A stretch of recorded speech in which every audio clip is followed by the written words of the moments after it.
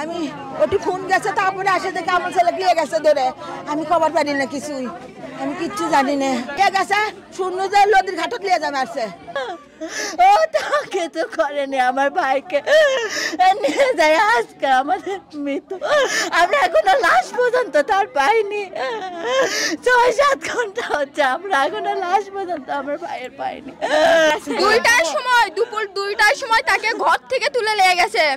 এখানে আমার ভাই ওর পাও ধরে শুয়ে পড়ছে যে ভাই আমাকে মাফ করে দে ভাই আমি পর্যন্ত করছি ভাই ছাড়ে দে ভাই মমিতুল করছে মমিতুল নামে যে ছেলে বলতিছে তোর ভাইয়ের কোনো একটা গায়ে টাচ দিবে না কেউ দিবে না এবং জিতু পর্যন্ত বলল তোর ভাইয়ের কোনো টাচ কোনো কিছু করবে না আমি জিন্নি করে নিয়ে যাচ্ছি দুপুর ২টার দিকে নিয়ে গেছে দুপুর ২টার দিকে তাকে নিয়ে গেছে আমার ভাইকে ৬টার দিকে খবর আসছে আমার ভাই আদামরা মানে কোন রকমে বেঁচে আছে ওকে নদীর ঘাটে ফেলে রাখে ওখান থেকে মারে পিটে সবাই চলে গেছে পরে কে যেন আসে আমি তো ওসব শুনে সুজা থানায় চলে গেছি থানায় পুলিশের কাছে গেছি পুলিশ বলতিছে তোমার ওখানে তো আমি পুলিশ দিয়ে পাঠাইছি এইদিকে পুলিশও আমাকে বলতিছে না যে আমার ভাই আর নাই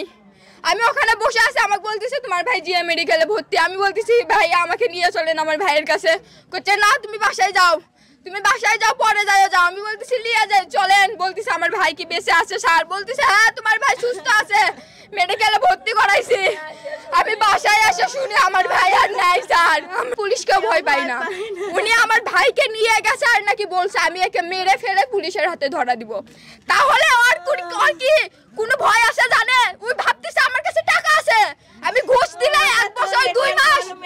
1 বছর 2 মাস আবার বের হতে পারবো কিন্তু আমি চাই আর কঠিন শাস্তি হোক ও যত বিএমপি যত বলে নিতাই হোক ওকে যেন ফাঁসি হয় যেন পরবর্তীতে ওই ঘুষ দিয়ে আবার বের হতে না পারে স্পট কোথায়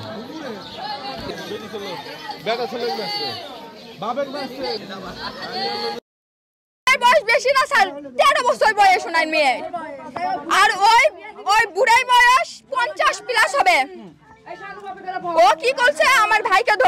ধরে বলছে শাকিল তোর মেয়ে বিয়ে দিবে আমার সাথে আমার ভাই তখন বলছে যে ভাই আপনি তো বয়স অনেক বড় ও কেবল ছোট কেবল কিনা 7-এ পড়ে কিভাবে বলতিছে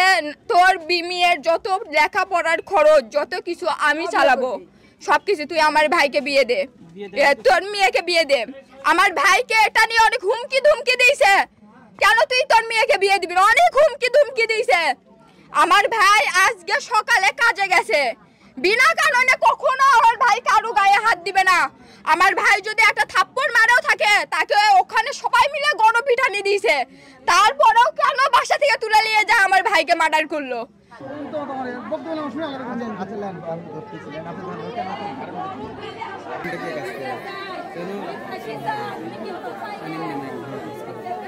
যেটুকু আমরা পেলাম যে ভিকটিমের মেয়েকে বিবাহের প্রস্তাব তারা দিয়েছিল এটাকে ঘটনাকে কেন্দ্র করেই আসলে পরিবারের অসম্মতি ছিল এটাকে কেন্দ্র করে ঘটনা আমরা বাকিটা আমাদের তদন্তে বের হয়ে আসবে যে বক্তব্য যিনি মূল আসামি জিতুকে অলরেডি আমরা গ্রেপ্তার করেছি সঙ্গে আরেকজনকে আমরা গ্রেপ্তার করেছি আমরা